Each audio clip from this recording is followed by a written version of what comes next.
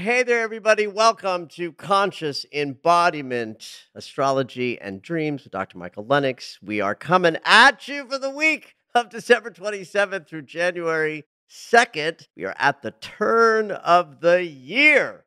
Yes, last podcast of the year. It's so funny. I've seen lots of funny memes about the intensity of the years, but I think one of the things that's just sort of ironic is it's like 2020 was like the slowest year we've ever moved through in terms of how it felt. And I experienced that like 2021 felt like the fastest year ever.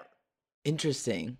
Yeah. I mean, I don't know that I could say personally the fastest for me, but I do feel like it went by pretty fast. Like I blinked and I was like, whoa. Oh, yeah. Yeah, blinked, it was over. One of the things that I experience all the time with the passage of time is because I'm constantly looking at the dates. I'm writing dates every day. I'm writing dates every month. So there's a part of just my day-to-day business that includes being aware of the passage of time. And so my experience as I was moving through 2021 was like, it's the next month already?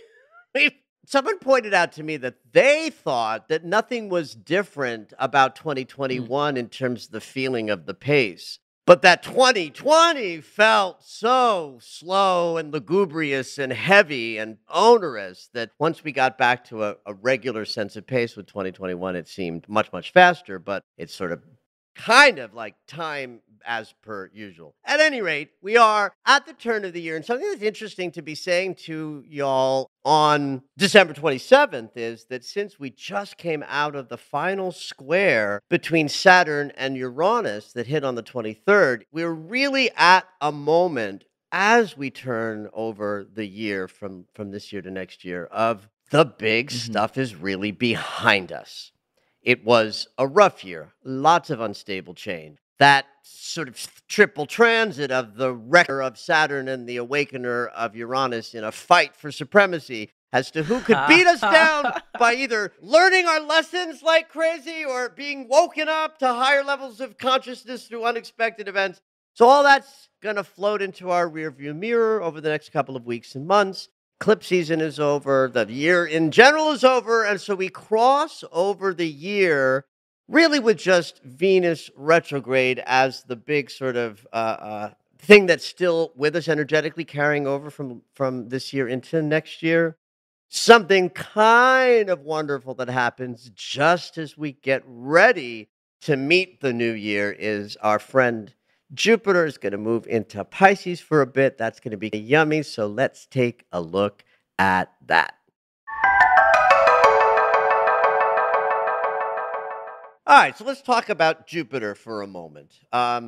If we go to the fundamental basics, let's start with what Jupiter is as what's called a social planet. We've got the inner planets that reflect our personal embodied experience, Mars, Venus, Mercury, Sun, and Moon. We've got the outer planets, Uranus, Neptune, and Pluto, that represent our sort of higher consciousness self. Then you've got these two planets in the middle, these gas giants that hover right in between, basically, our little community in the early inner solar system and the big outer folks that represent our higher consciousness. It is Jupiter and Saturn as the social planets that generate and reflect what our social experience is in the world. I kind of wish that there was a better word for this than social planets, because it's sort of, whenever I hear that, I think of like, how's your social life? It's about what happens out and about in the world, how you move with others, how you interact in community, how communities themselves lift up and exist. Saturn creates all of the structure and the responsibility and the discipline and the have tos and the things on which we build. And then Right. Jupiter adds the element of expansion and yummy and abundance and prosperity and joy and movement and all the fun, yummy, joyful stuff we get to experience socializing. Again, we're not talking brunch. We're talking moving about in the world in connection with others and community. So when we look at the movement of Saturn, we will often speak into, well, what's the planet? What are the collective, energies looking like? In fact, Saturn being part of the square with Uranus impacted all of us at the community level, at the government level, at the structural level, because Saturn's a social planet. Hmm.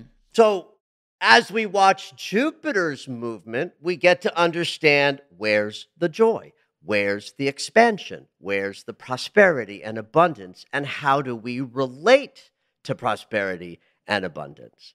And it being in Pisces, would that mean we're feeling like quite intense in that arena? Well, it's actually much more joyful than that. The way you phrased the question, Huh. Zoe, sounded like there was some like, uh-oh, is this going to get Oh, more no, I intense? don't Right? mean that. Elation? I don't know. I Absolutely. In don't. fact, think about this.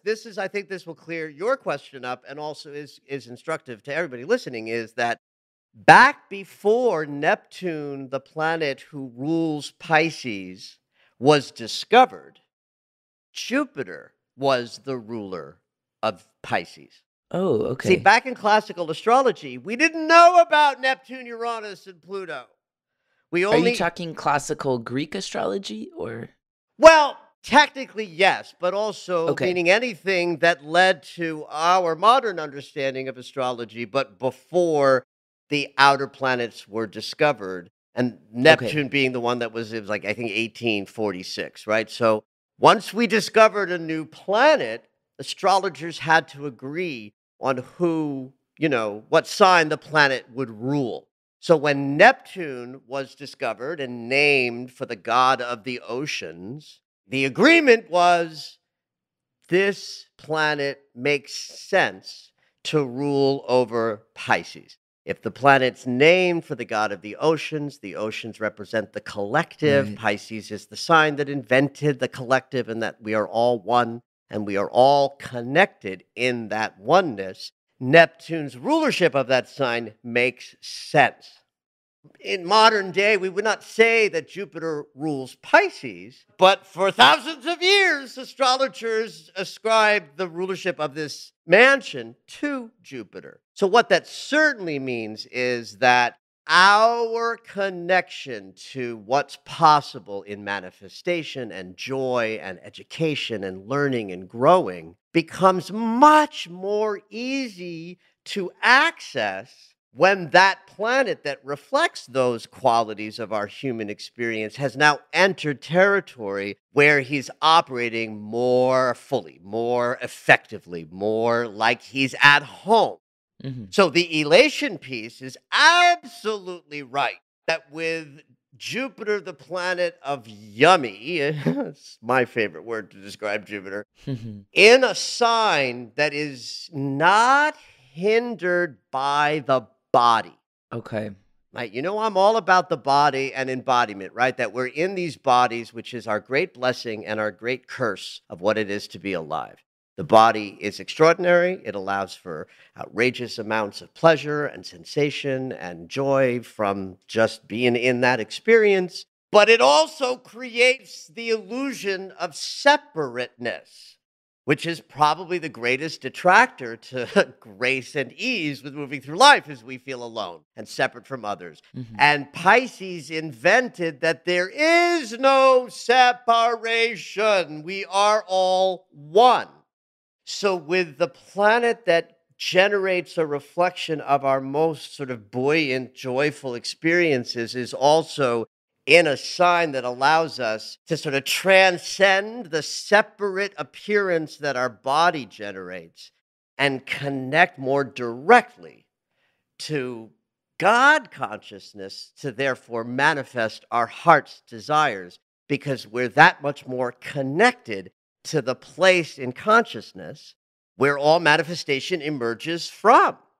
We do manifestation work with our conscious mind, but manifestation of things we desire actually comes through and from the unconscious. This is why it's so hard Right, right, to right, right. manifest shit, because it doesn't matter how good everything feels, if your unconscious says you don't deserve it, it can't come. Right. Right. So Jupiter moving into Pisces gives us all a much greater access to the creative spark, freer from our human embodied limitation consciousness. Hmm. Therefore, the months that Jupiter is in Pisces, we will all have greater ease with creating and generating the yummy stuff we want our lives to include. The sad news is he's not going retrograde in this sign, which means he's not doing any what we would call triple transits to your chart. See, if Jupiter spends about a year in a sign, which is how that generally goes, typically he will enter a sign, go retrograde in that sign, then go direct in that sign. And so he's sort of swiping back and forth within the mansion. So that means that if you were receiving any yummy Jupiter transits of Jupiter in Pisces, it's only going to happen once. Like, so there's no Okay. added benefit of him like hanging out saying, ooh, I'm going to bring you this cash and prizes moment. Then I'm going to come back 4 months later and do it again. And then 3, 4 months later, a third time. So just this. Well, no, it's through May. Oh, through May. Yeah, I'm yeah, sorry. yeah. I mean, he enters Pisces on the 28th of December and he leaves Pisces on May 11th. Got it. And when he then moves into Aries, the sensation of how we manifest will change dramatically. And when he then retrogrades later on in the year, he will retrograde staying within the Aries mansion. So you can think of 2022 to have a kind of 2-act feel from the perspective of manifestation. I would even also add this. If you're listening to this podcast and you've got big plans for next year, one of the values of like 5 months of Jupiter in the sign that represents the unconscious, the place where all great manifestation must emerge from, then those first 5 months are very juicy for marshaling inward, to prepare, to connect in with your sort of Pisces mansion in your imagination.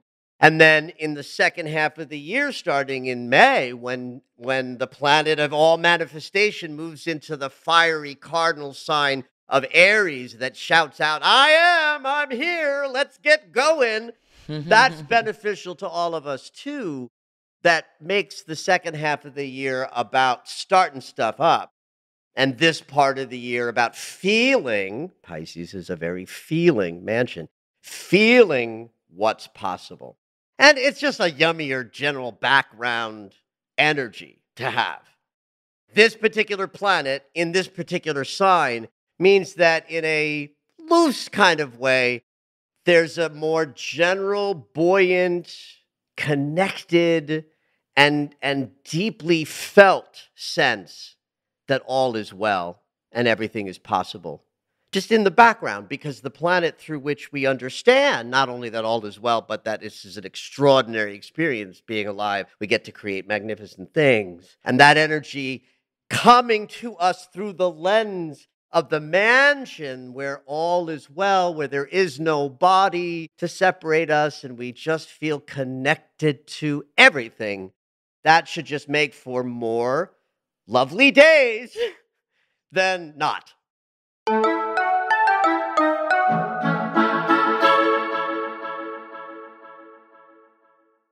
Of course, one of the big cycles that we're in is Venus retrograde. She is now officially moving backwards. In fact, I'd say just as this week gets started, she's starting to move a little bit faster. She's actually now at 24 degrees, which means she's at a new degree point because she literally stayed at 25 and 26 degrees for almost 2 full weeks. So one thing that means is that as we move into this week, the Venus process is starting just to move We are having deeper experiences of investigating how we give and receive love, intimacy stuff, our finances, and our relationship to those finances. So we're in the thick of it. It's just begun. We got lots of weeks ahead of her backward motion to sort of move through. But there are a couple of things that happen this week that are powerful for having a greater mental and intellectual understanding of a process that we're all going through that is irrational, not mental, but purely emotional. Hmm. It feels like therapy. You know what I mean? It's like when you go to therapy and then finally something clicks. It's like we're moving through this Venus retrograde and now something's gonna like, aha. I can work with that example Yeah. perfectly in this way.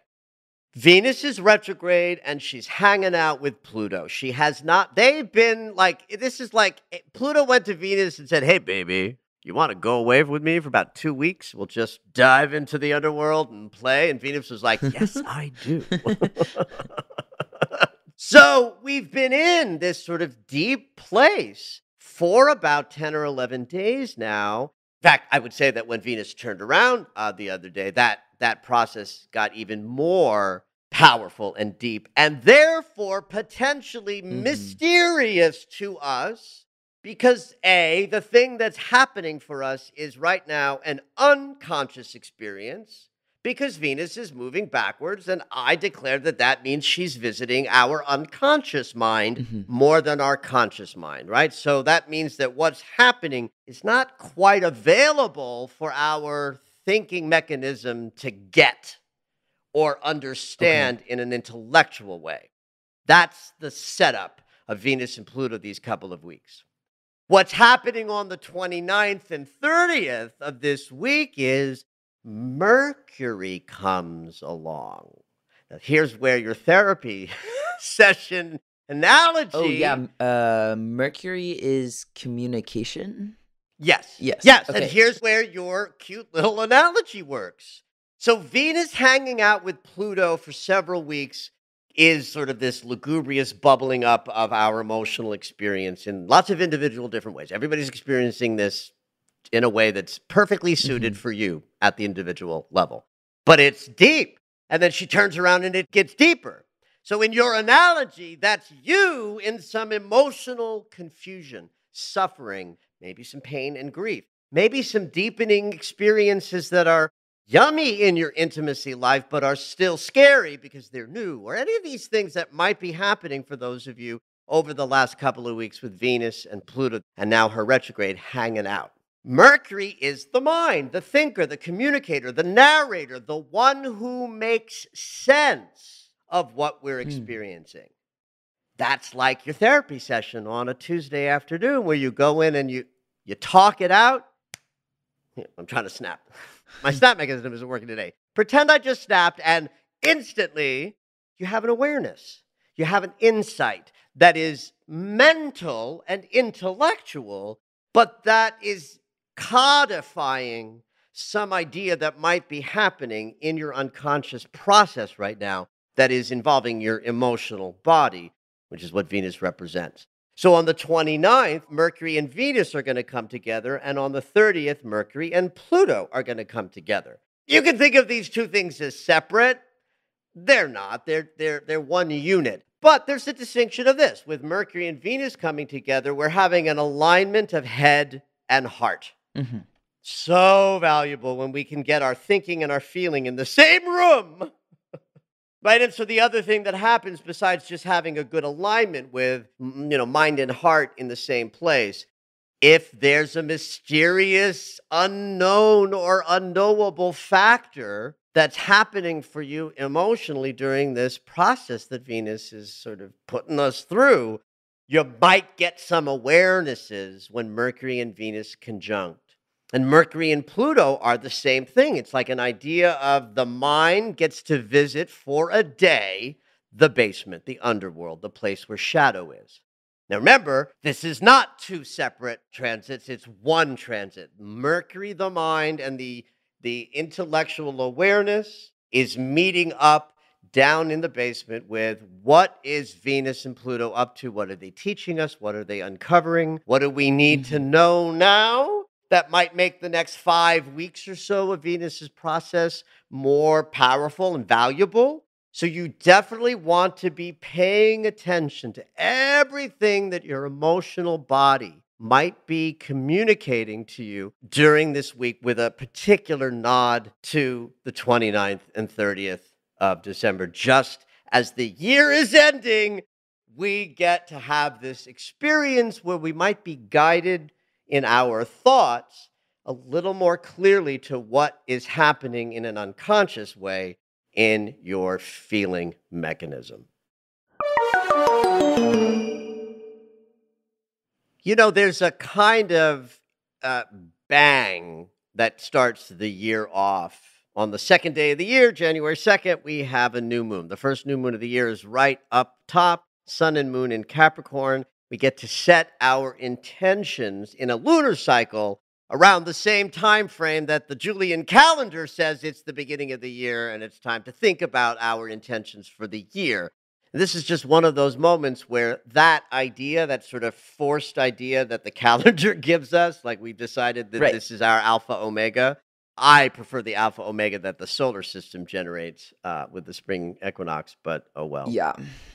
It's the first of the year on January 1st, and on the 2nd of January, we have a new moon in Capricorn where we get to consider our goals, our ambitions, what mountains we want to climb, like the goat. That's the avatar of the Capricorn mansion, is to telling us what do we want to focus on, where in our lives and our landscape deserves our most sort of disciplined focus.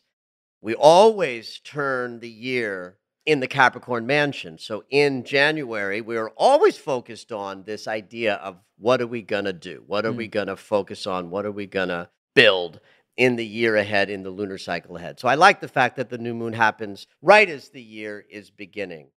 It's interesting to me that there's such a profound difference energetically, astrologically, between 2020, 2021, and the energies that we're moving into in Mhm. 2022.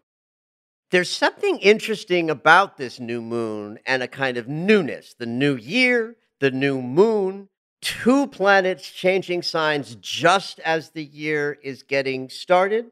Not only is the movement of Jupiter into Pisces concomitant with the new year, Mercury, the planet of thinking and mind, right after she visits Venus and Pluto, she'll pop into Aquarius right on like New Year's Day and into the second. So as we approach this new moon sensibility in a new year, we also have a new landscape of manifestation and connection to abundance, with Jupiter having moved into a sign, a new sign. And then our thinking mechanism, Mercury, jumps into high minded Aquarius, where we are at the highest level of thinking, the most innovative, the greatest out of the box considerations occur when Mercury is in Aquarius, the sign that invented anything can happen and probably will. This is Uranus's Mhm. ruling sign.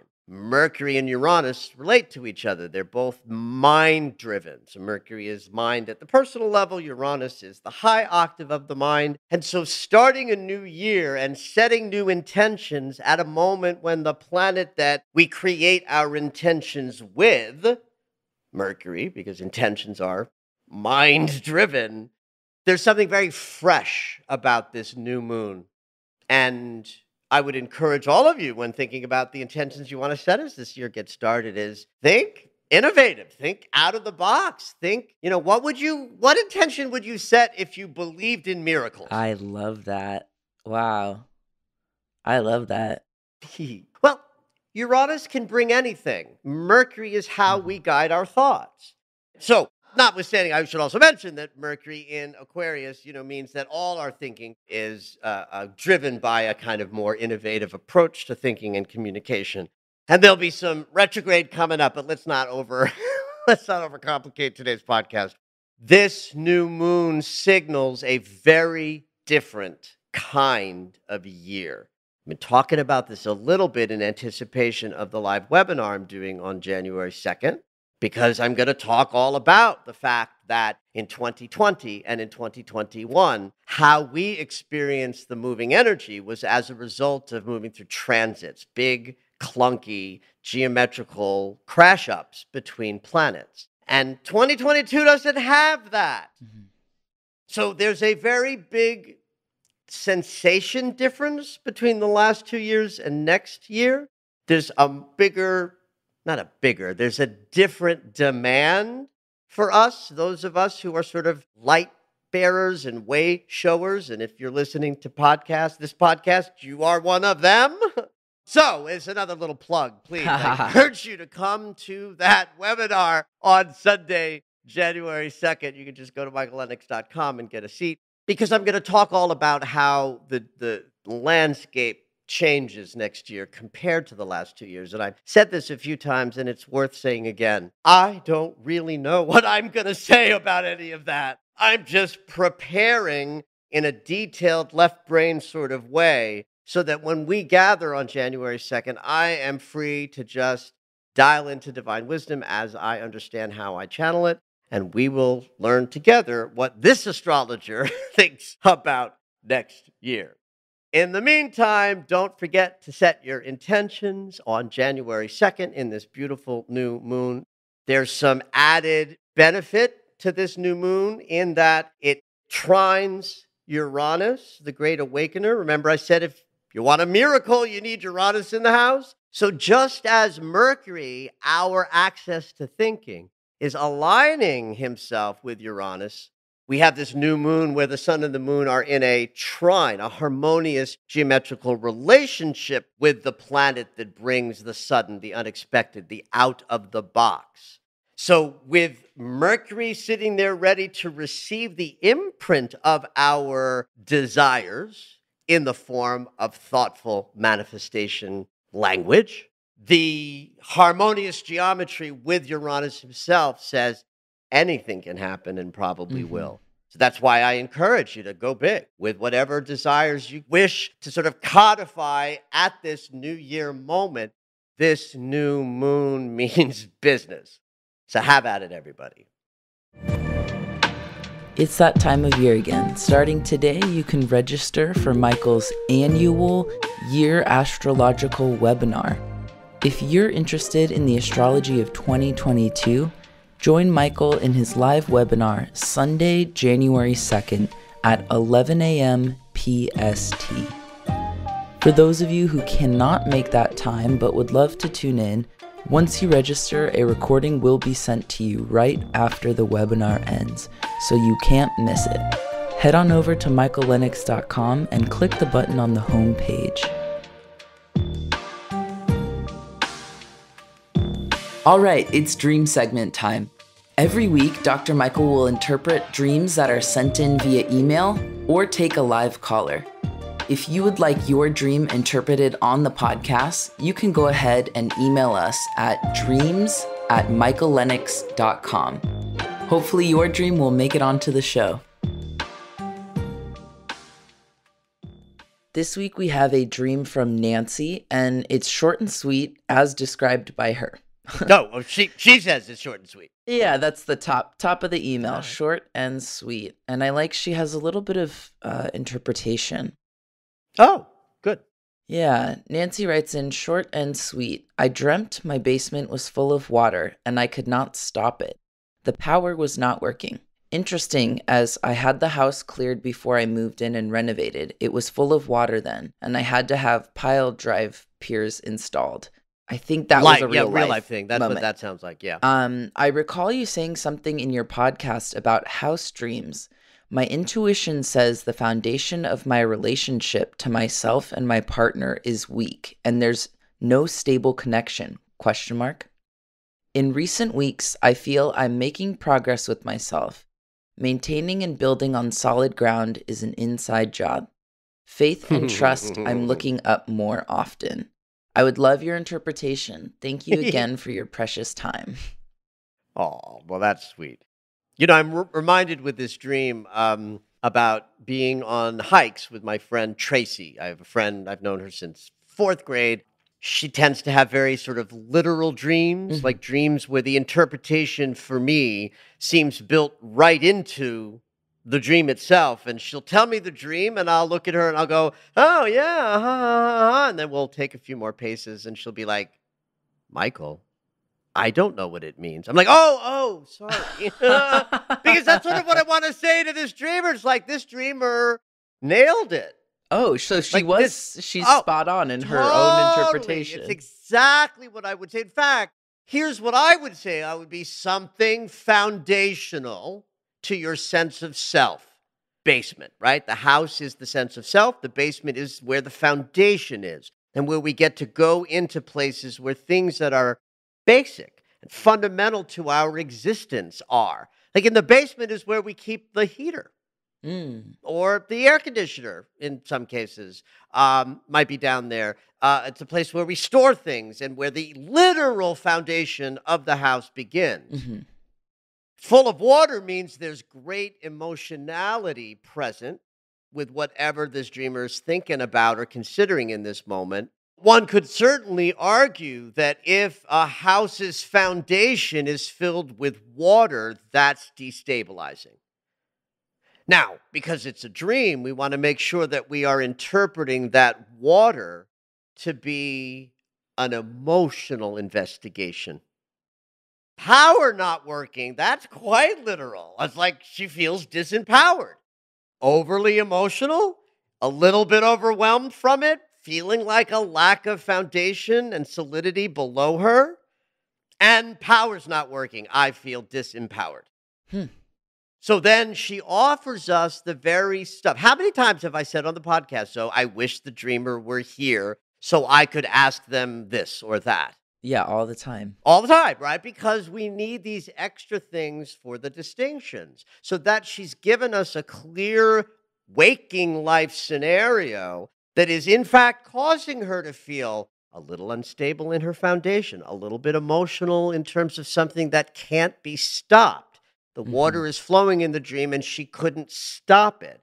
That to me is emblematic of there's an emotional challenge that I need to fix, and it won't stop until I fix it. Yeah. And then the power not working is the added dimension of, and I feel somewhat disempowered in this moment. Now, of course, what's beautiful about the dream is dreams are always valuable to us by letting us visit the place where we feel emotionally overwhelmed and disempowered, so that we can wake up into our waking life and feel more clear and powerful. And therefore maybe attend to the conversations that might have to happen between this dreamer and her partner in order to feel more solid about the connection and about her sense of self at this moment.